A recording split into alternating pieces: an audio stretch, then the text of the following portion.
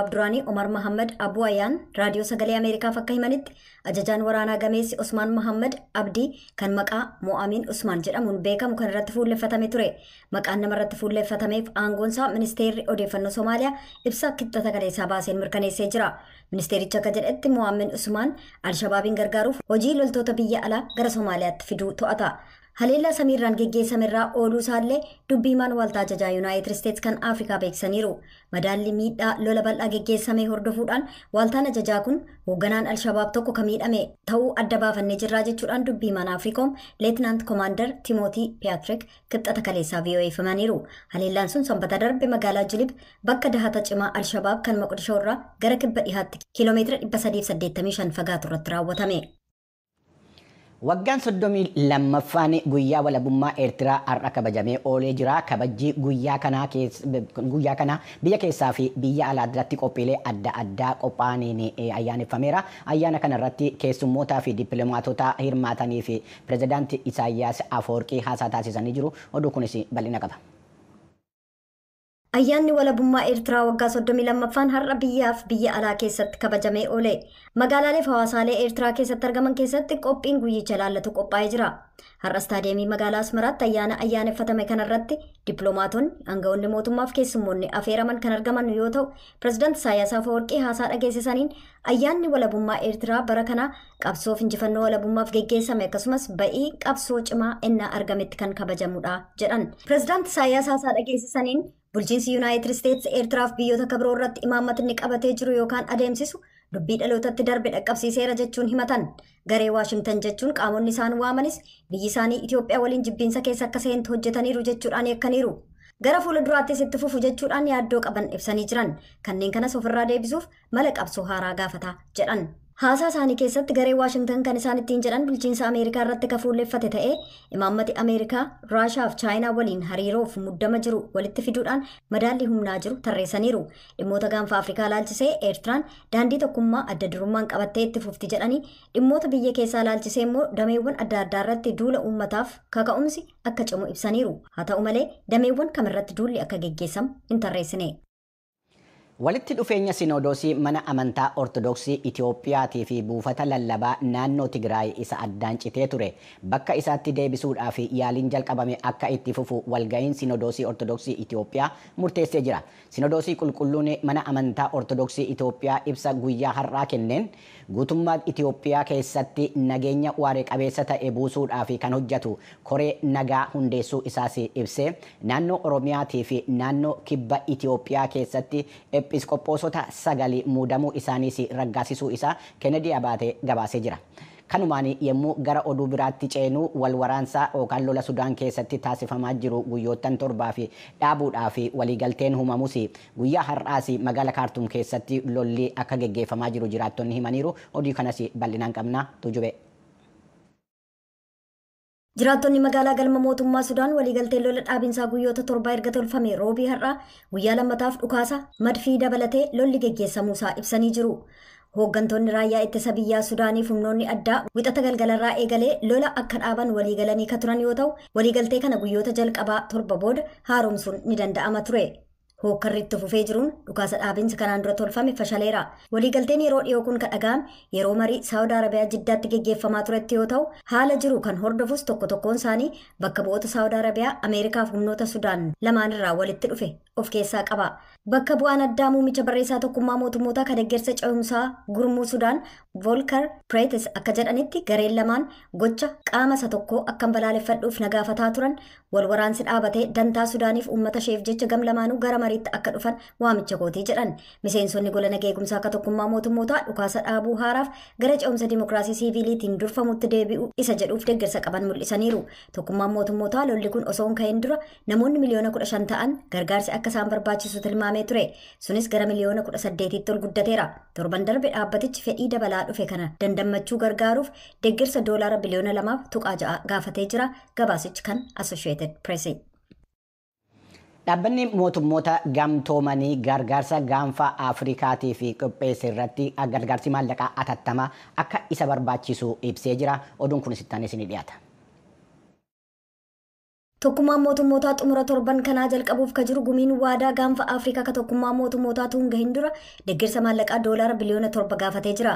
Godina sana keessatti beelaan dhahamuun labsamuu baatus koreen baraarsaa ka sadarkaa addunyaa tokkummaa mootummootaa waliin ta'uudhaan waamichi kun lubbuu namoota miliyoonaan lakkaawamanii baraaruuf jecha hawaasa Keeniyaa, Somaaliyaa fi Itoophiyaa keessaa lubbuun jiraachuuf rakkatan gargaaruuf ka barbaachisu ta'uu dubbachaa jira.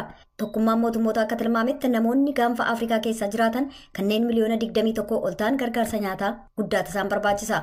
Somaaliyaa keessatti hanqinni nyaataa dachaa 2 ka dabale yoo ta'u, hongeenis namoota naannicha keessa jiraataniif madda jireenyaa guddaa ta'a jedhamee amanama beeladaalee miliyoonaan lakkaawaman fixeera. Koreen baraarsaa ka sadarkaa addunyaa jijjiiramni qilleensaa harki namaa uume carraa hongee naannichaa dachaa 100 akka dabalu taasiseera jechuun beeksiseera. Doolaarri biliyoonni 7 kun rakkoo gara fuula duraa naannicha keessatti uumamu hambisuuf mala kadha'uuf hawaasi achi jiran gara fuula duraatti hongee akka dandammatan gargaara jedhamee eegama. Dhiyeessuun dhaabbanni abagaar uummataa mirga namoomaa eegsuuf hojjetaa jechuun kan himan Daayirektarri olaanaan dhaabbatichaa Dr. Indaalee Haayilee bara darbee dhaabbatichi komii kumaatamaan lakkaa'amu kan kanaan wal qabatu keessummeesseeraa jedhan. Komii irra caalaan ijaarsa seeraan alaa magaalaa Shaggar keessatti diigamaa jiruun wal qabataa jechuun ibsani. የሸገር ከተማ አስተዳደርም በልዩ ሁኔታ እኔውና ከ100 ሺህ በላይ ዜጎች አቤቱታ አቅርበዋል። ከመጋላ ሸገር ሀላ አደተይና ይላሉ namoonni 100 ol komii dhiyeessataniiru. Isaan kana keessaa kan manni jalaa diigames ni jira, kan hin diigamnes ni jira. Fuulduratti hin diigama jechuun yaaddoo kan qaban jechuudha. Fakkeenyaaf jiraattonni naannawaa galaan akkasumas jiraattonni buraayyuu gafarsaa fi kanneen biroo 50 60 ta'an komiileen dhufan ni jiru. Komii waliigalaan dhiyaatan keessaa gara 100 diigumsa manaa wal qabata. 30 ol kan ta'u ammoo rakkoo bulchiinsa gaariin kan wal qabatudha. Akka waliigalaatti manni meeqa akka diigame sirnaan beekuuf odeeffannoo kennuuf bulchiinsi magaalichaa eeyyamamaa miti. Bulchiinsi magaalaa Shaggar ammoo ji'oottaniin dura kan eegale ijaarsa seeraan alaa diiguu ammas itti fufee akka jiru ibsee jira. Bulchiinsa magaalaa Shaggaritti sadarkaa itti aanaa kantiibaatti qindeessaan kilaastera hawaasummaa fi bulchiinsaa obbo Gogsaa Dajanee komii dhaabbanni abbaa gaar uummataa naqaqqabeera jechuun ibsee bulchiinsi magaalichaa quban qabu jechuun ibsanii jiru. Dhaabbanni abbaa gaar kan jedhamu kun namni biyya sanatti galfatee nan jedhu kana gosa kun akkamitti adeemamee maaliif fudhattanii bu'uura seeraa qabamuun qabu kan jedhu kana nufaana nu gaafatee nu wajjin qulqulleessuu qaba. Tokko nu gaafatee nu wajjin qulqulleessee ragaa kana karaa keenya waan argatee jiru adeemsi isaa bu'uura seeratiin raawwatamee kan jedhu kanaadha kan mirkaneessuu qabu. Isa gochuudhaaf immoo hojiin kun akkamitti hojjetame maaliif hojjetame eenyutu hojjete waan jedhu kana ragaa guutuu ta'e nu qulqulleessee nu biraas fudhateeti waan akkanaa kana kan ibsuu qabu.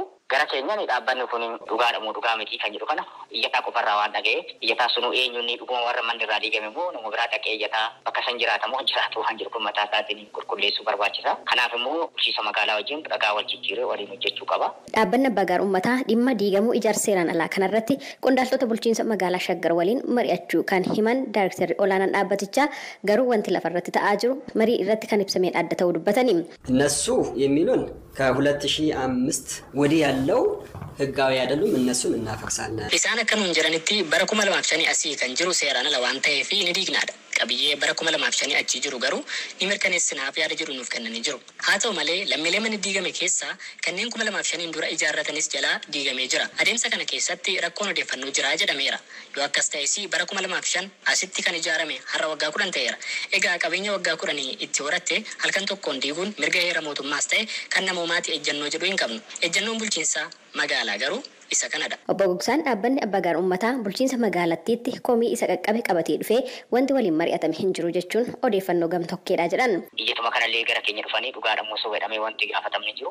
Egaa maalirraa akka ta'an hin beeku gara keenyan garuu nu biratti dhiyaatanii ragaa nurraa fudhatanii fi waliin qulqulleessanii hin jiru. Adeemsi tarkaanfitti fudhatames addaan baasuu ragaa gaafachuu mirga nama sanii yookaan qaama sanii eeguudhaaf ragaa akka dhiyeeffatu carraa kennuu fi ragaa sun sirrii moo sirrii miti kan jedhu qulqulleessu ragaa sun sirrii hoggaa ta'e gara seeratti akka dhufu gochuudha. Ragaa sun sirrii akka hoggaan taane erga beeksistee mariisistee booda akka inni kaafatu guyyaa kennitaa fi guyyaan kennamee fi beeksifni itti maxxanfamee jira. Filannoo barbaadadhu jedhamee jira. Qabeenya kee kaafadhu opshiniin jedhamu kennamee fi jira. Kanarraa kan ka'e namoonni baay'een ogummaa isaaniitti kaafatanii jiranii. Kan tarkaanfiin irratti fudhatame filannoowwan kun hundi kennamee fi kaafachuudhaaf qaama heeyyamamaa hin taane irratti bulchiinsi magaalaa ofiitti darbee kan tarkaanfii fudhatu jechaadha. Lammiileen sababa ijaarsa seeraan alaatiin manni isaanii diigameef beenyaan kaffalamuu dhabuunis nu yaaddesseeraa jedhan Dr. Indaaleen. ዜጎች እንደመሆኑ መጠን ቤታቸውን ከማፍረሳችን በፊት ምን አማራጭ መፍትሄዎችን ወስደሃል? ከዜጎቹ ጋር በቂ ውይይት አልተደረገም? namoonni kunneen lammiilee biyyattii hanga ta'anitti manneen isaanii diiguun duratti filannoon jiru maali wanti jedhu akkasumas lammiilee kana waliin